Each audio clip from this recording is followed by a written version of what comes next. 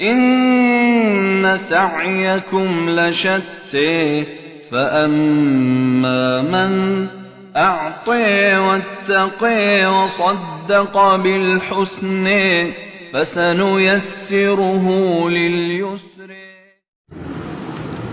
الحمد للہ وکفا والصلاة والسلام علی من لا نبی بعدہ اما بعد. ہم باب المد والقصر اس کو پڑھ رہے تھے اور یہ بات میں آپ کو پہلے بھی کئی دفعہ بتا چکا ہوں کہ شاطبیہ اصول اور فروش دو چیزوں کے مجموعے کا نام ہے.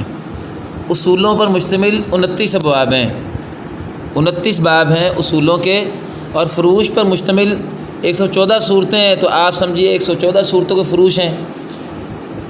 تو ہم نے اصولوں میں 29 ابواب میں سے اب تک جو ہے 7 ابواب پڑھ لیے ہیں.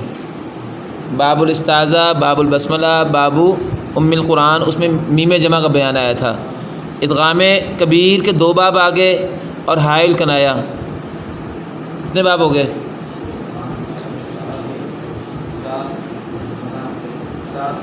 6 ہو گئے.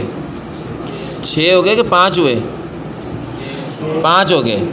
حائل کنایا باب چھٹا ہے، تو یہ 7واں باب ہوا، 8واں نہ ہوا. 7 باب ہو گئے. اب 7واں باب اگر ہم پڑھ لیں گے تو باقی باب کتنے رہ جائیں گے؟ 22. تو بیٹا 22 باب تھوڑے سے رہ رہے ہیں، دن بدن ہم ختم کرتے جا رہے ہیں.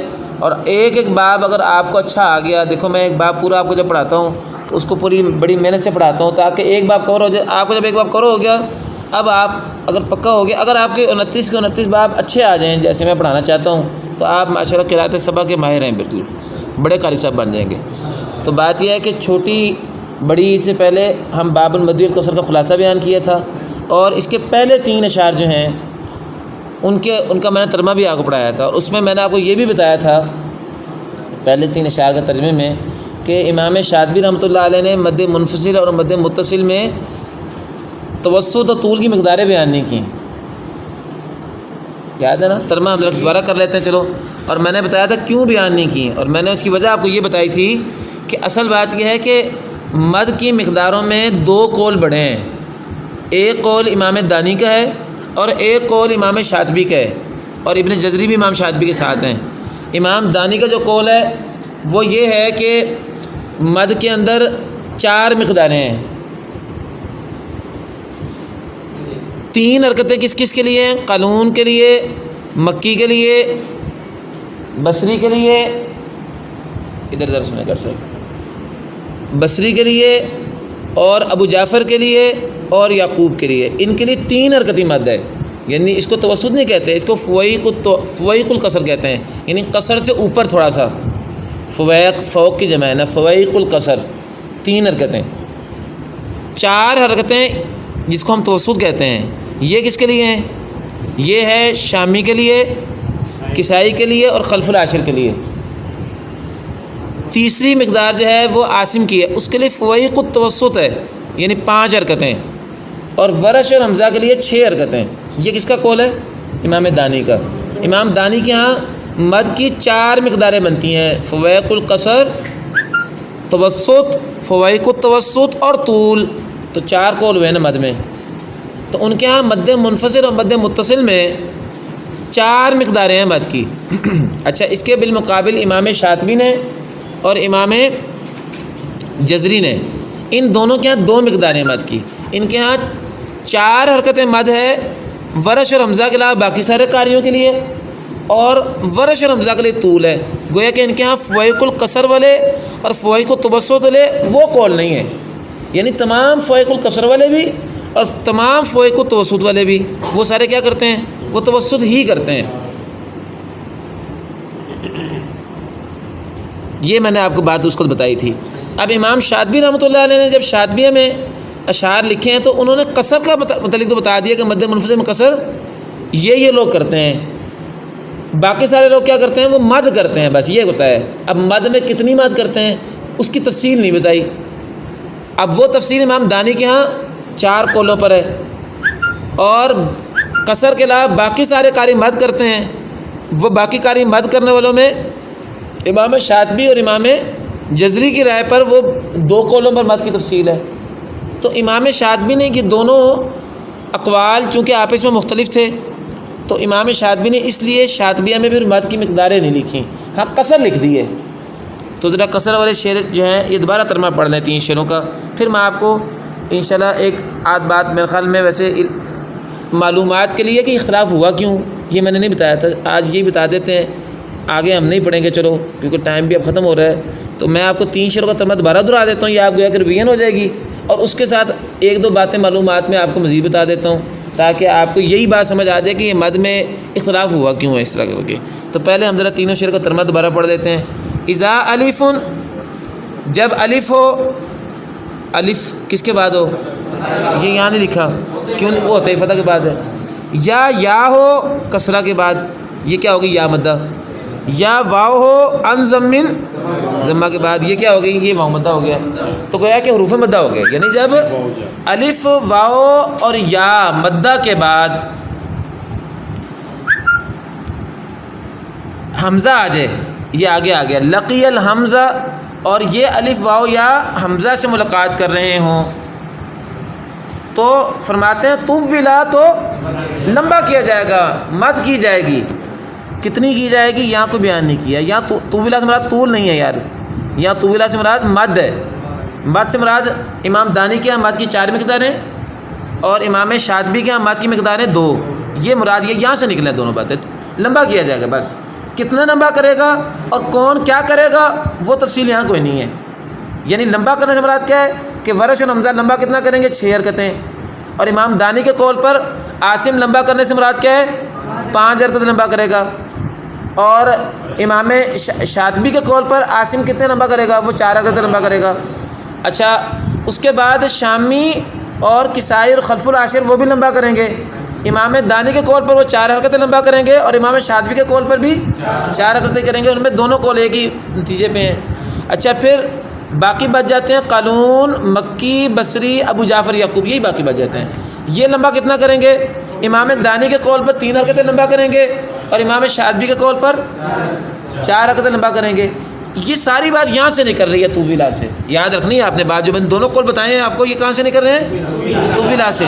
باقی یہ لمبا کتنا کریں گے یہ امام شاطبی نے بیان نہیں کیا۔ کیوں نہیں بیان کیا؟ کیونکہ یہ 2 قول تھے، آپس میں مختلف تھے، اگر وہ کوئی ایک قول بیان کر دیتے تو دوسرے قول کی نفی ہو جاتی، تو انہوں نے اس کو مطلق چھوڑ دیا۔ تو میں یہ جو آپ سے کہہ رہا ہوں کہ امام شاطبی کے ہاں 4 یا 6 مد والا قول ہے، یہ یہاں تو نہیں لکھا ہوا، یہ میں کہاں سے بیان کر رہا ہوں؟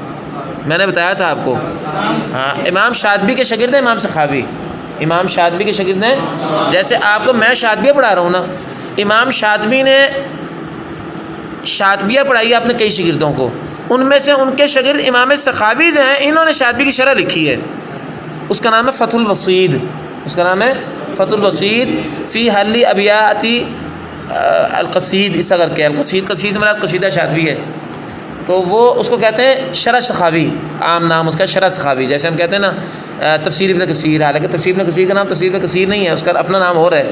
تو یہ شرح سخاوی جو ہے نا، جو امام شاطبی کے شاگرد سخاوی نے لکھی ہے، اس میں امام سخاوی نے لکھا ہے کہ ہمارے استاد امام شاطبی جب ہمیں پڑھائی نا قرات، تو انہوں نے ہمیں مد منفصل یا مد متصل میں مد کی مقدار میں 2 قول پڑھائے تھے، یہ وہاں سے میں نے بیان کی، یہاں شاطبی میں نہیں ہے۔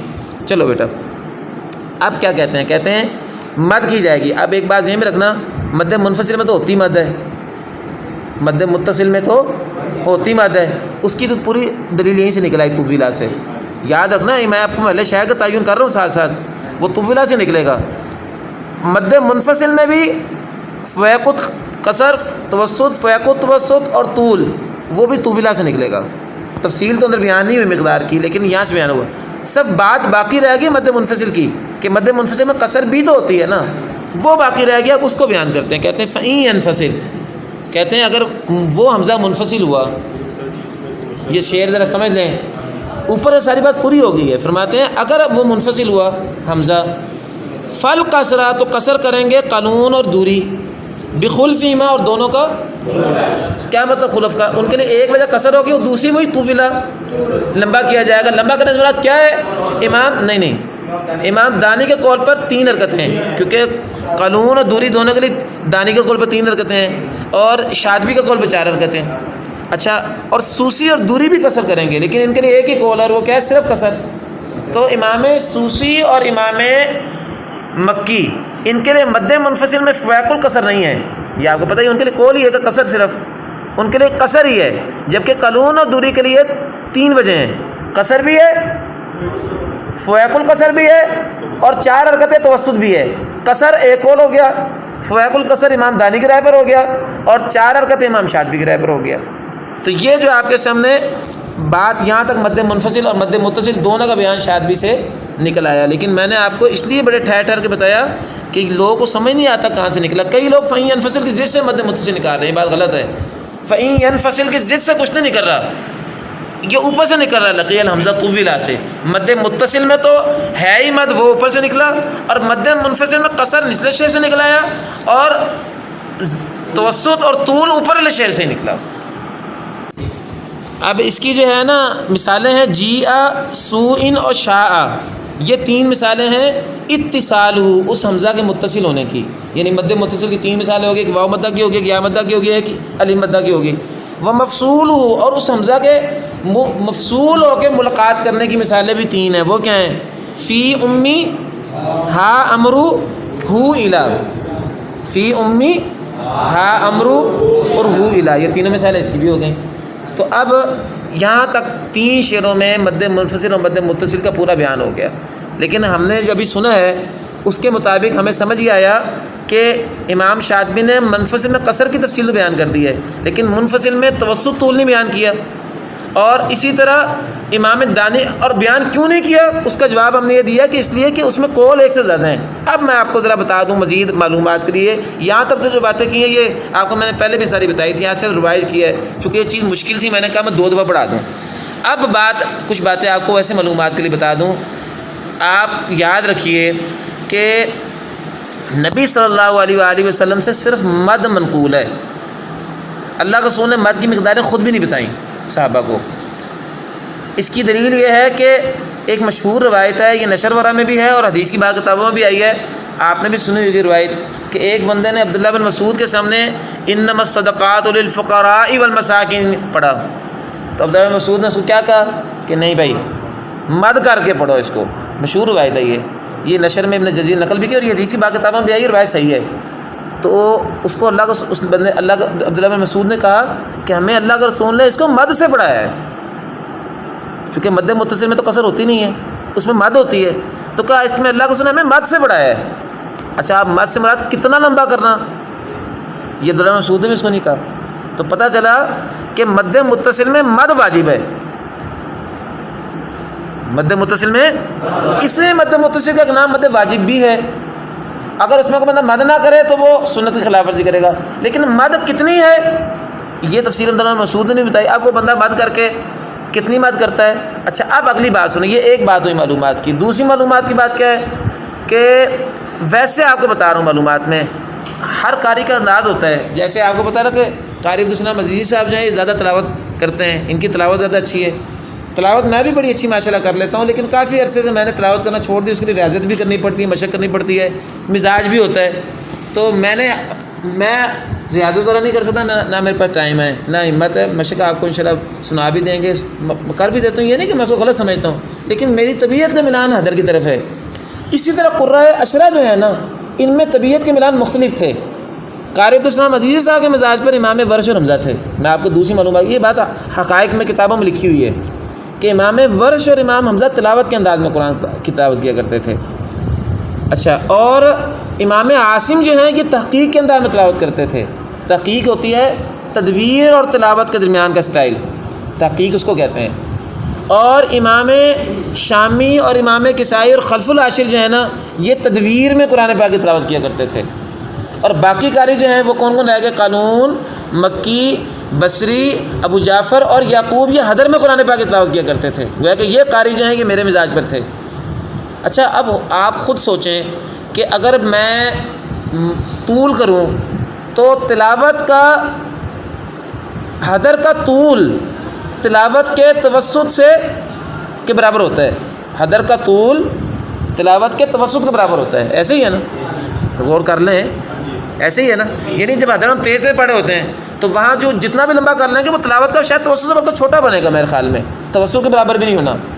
اسی طرح تحقیق کا توسط جو ہے نا، تحقیق کے انداز میں اگر ہم پڑھیں، تحقیق کے انداز تلاوت ہے محمود خلیل حسری کی، اگر تلاوت آپ نے سنا، اس کا ایک مسلم معلم ہے محمود خلیل حسری کا، اگر آپ تحقیق کے انداز میں پڑھیں نا، جیسے خلیل، یا آپ اس کو لے لیں مشاری راشد افاسی صاحب کو، وہ بھی تحقیق کے انداز میں پڑھتا ہے، بہت ٹھہر ٹھہر کا میں دیکھا، حرم کے ائمہ تیز پڑھتے ہیں، مشاری راشد افاسی صاحب جو ہیں یہ بہت ہی ٹھہر ٹھہر کا، تک تراویح میں بھی بہت آہستہ پڑھتے ہیں، ان کا تراویح کا سٹائل نماز کی، میں جیسا نماز پڑھاتا ہوں نا، ان کی نماز میری تراویح سے، ان کی تراویح میری نماز سے آہستہ ہے، اور جو تراویح ہے، تراویح میں تو نماز بھی ہم تیز پڑھتے ہیں، ایسے ہی ہے نا۔ تو بیٹا یہ 4 انداز تلاوت ہیں، حدر، تدویر، تحقیق اور تلاوت، اس کو ترتیل بھی بعض لوگ کہہ دیتے ہیں۔ قاریوں کے 4 انداز تھے تلاوت کے۔ اچھا اب وہ جو لمبا کرنا تھا نا، وہ آٹومیٹیکلی ورش حمزہ کی تلاوت میں طول بن گیا، اور عاصم کی تلاوت میں فوائق و توسط بن گیا، کیونکہ وہ تحقیق سے پڑھتے تھے، اور شامی اور کسائی اور خلف راشد کی تلاوت میں وہ 4 حرکتی بن گیا، اور باقی قاریوں کی تلاوت میں وہ فوائق القصر بن گیا۔ اصل بات یہی ہے، اس لیے صحیح قول کے مطابق امام دانوی رائے جائے وہ اصح ہے، امام دانوی رائے اصح ہے، اور اصل بات یہی ہے کہ آپ 4 حرکت مقدار 4 حرکتیں بنائیں۔ یہ شادی میں نہیں، ویسے میں آپ کو معلومات کے لیے بات بتا رہا ہوں، لیکن ہمارے ہاں تو حال یہ ہے کہ ہمارے طلبہ جو ہیں وہ تو توسط اور طول بھی برابر نہیں کرتے۔ ہمارے طلبہ کے حالات اتنے خراب ہیں، یہ ہمارے دور میں نہیں، پرانے دور کی بات بھی یہی ہے کہ وہ 4 اور 6 حرکتیں بھی دھیان نہیں کر پاتے، توسط کبھی چھوٹا کر دیا، کبھی لمبا کر دیا، کبھی طول جو ہے چھوٹا کر دیا۔ تو امام شاطبی نے اور پھر امام جزری رحمۃ اللہ علیہ نے کہا کہ بات ہے کہ جب اللہ کے رسول صلی اللہ علیہ وسلم نے مد کی مقدار متعین ہی نہیں کی، اور یہ والا جو سارا مسئلہ پیدا ہوا ہے یہ انداز تلاوت سے پیدا ہوا ہے، تو اس کا مطلب ہے کہ اگر ہم اس میں خود اجتہاد کر کے تھوڑا سا اوپر نیچے کر لیں تو چلو اس کی گنجائش ہونی ہے۔ اس لیے امام شاطبی نے اور امام جزری نے ان کی اتباع میں، امام شاطبی 5ویں صدی ہجری کے ہیں اور امام جزری جو ہیں یہ 8ویں صدی ہجری کے ہیں، اور امام دانی 30ویں صدی ہجری کے ہیں، یعنی 200 سال پہلے تھے شاطبی سے۔ وہ تو اصل کے مطابق یہی 4 قول لے کے مراتب بنا کے چلتے ہیں۔ امام شاطبی نے اجتہاد کر کے 5 کو نیچے کر دیا، یعنی عاصم والی مقدار کو 5 کو 4 سے ملا دیا، اور 3 کو بھی آسانی کے لیے۔ اور امام سخاوی فرماتے ہیں کہ ہمارے استاد امام شاطبی بھی کہتے ہوتے تھے کہ اصل بات امام دانی والی صحیح ہے، کیونکہ ہمارے واقعہ یہی ہے کہ قاریوں کے 4 انداز تلاوت تھے، لیکن اب چونکہ طلبہ میں استعداد بڑی کم ہو گئی ہے تو آسانی کے لیے طلبہ کو وہ 2 قول پہ 2 مرتبے پڑھا دیتے تھے۔ اچھا پھر اسی بات کو بعد میں امام جزری 300 سال بعد آئے ہیں، وہ پھر انہوں نے کہا کہ انہوں نے شاطبی بڑے شخصیت تھی، پھر یہی بات چل پڑی آگے، تو امام جزری رحمۃ اللہ نے بھی اسی کو اختیار کیے رکھا، حتیٰ کہ ابن جزری کے بعد سے اب تک امت میں تقریباً 80-90% لوگ اس لیے چل رہے ہیں، لیکن چونکہ اصل بات امام دانی والی تھی، اس لیے آج بھی امت میں وہ لوگ جن کا مزاج ہے نا کہ نہیں ہم نے پوری تحقیق کے مطابق پڑھنا ہے، وہ 4 حرکتیں پڑھاتے ہیں۔ جیسے میں نے آپ کو ذکر کیا تھا کہ پانی پتی پورا پاکستان میں وہ کہتے ہیں اصل تو 4 ہی تھیں یار۔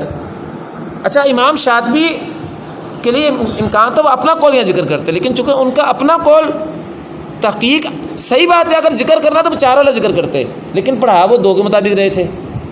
تو اب ایک الجھن ہے نا کہ 4 والا بیان اس نے نہیں کیا کہ طلبہ جو ہیں ان کو وہ 2 پڑھاتے تھے، اور میں خود 2 پڑھاتا ہوں، امام جزری بھی 2 پڑھاتے تھے، اب 2 والے ذکر کر دیتے تو نہیں، صحیح قول 4 والا ہے، اصل قول تو ہے ہی 4 والا، ہمارے واقعہ کے مطابق کون سا قول ہے؟ 4 والا۔ اس لیے اگر آپ چاہیں نا کہ آپ کی تلاوت بہت اعلیٰ ہو تلفظ کے اعتبار سے، تو پھر آپ کو کیا کرنا چاہیے؟ نماز پڑھتے 5 حرکتیں کرنی چاہیے عاصم کے لیے۔ تو عاصم کے لیے جو فیض مکہ میں لکھا ہے نا کہ امام حفص کے لیے 2.5 الفی مد بھی جائز ہے، 2 الفی بھی جائز ہے، وہ 2.5 الفی امام دانی کے قول پر ہے اور 2 الفی امام شاطبی کے قول پر ہے۔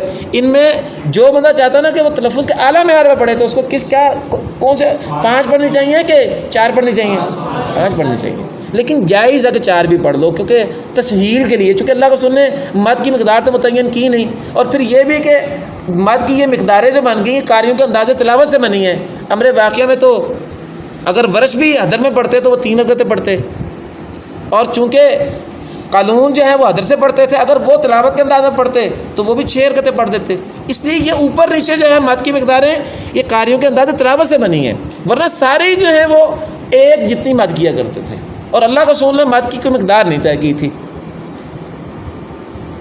اس لیے قاری فتح صاحب عنایت رحمانی میں فرماتے ہیں، یہ شرح شاطبی بڑی 3 جلدوں میں ہے، انہوں نے لکھا ہے کہ مد کی مقداروں میں فویق القصر، فویق التوسط، طول کا لحاظ کرنا مستحبات میں سے ہے، ورنہ جائز یہ بھی ہے کہ آپ طول والوں کے لیے قصر کے لیے آپ جو ہے توسط کریں، توسط والوں کے لیے طول کریں، 5 والوں کے لیے 4 کریں. اب امام شاطبی نے 5 کے نام پر 4 جائز کر لی نا امام عاصم کے لیے، اور 3 والوں کے لیے کیا کر لی؟